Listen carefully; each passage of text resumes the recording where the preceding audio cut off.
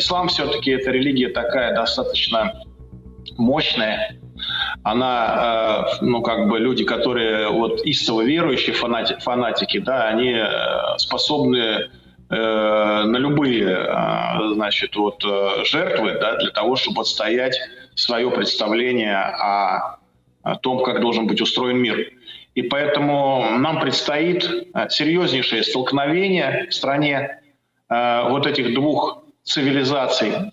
Я думаю, что когда СВО закончится и вернутся с фронта там 500 000 или больше наших ребят, то вот тогда, я думаю, начнутся основные такие столкновения, скажем так, между теми, кто к этому времени уже почувствует себя хозяевами в нашей стране, да, и их настоящими хозяевами нашей страны.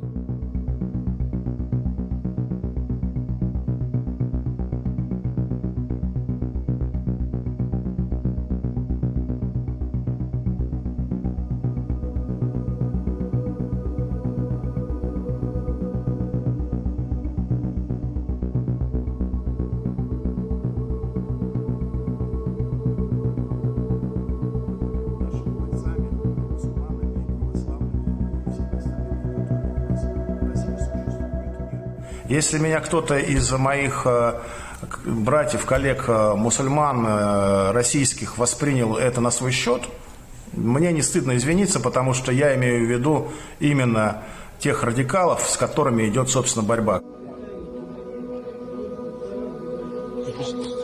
Руками трогать не надо оружие. Еще раз троньте оружие, будете применить.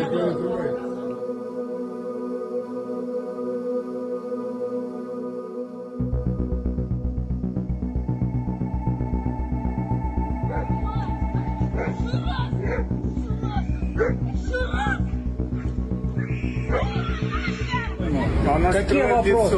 И что? У нас это террористическая угроза может Послушай, быть, ты вообще кто такой? Почему ты делаешь девушке замечания? Ты где воспитан?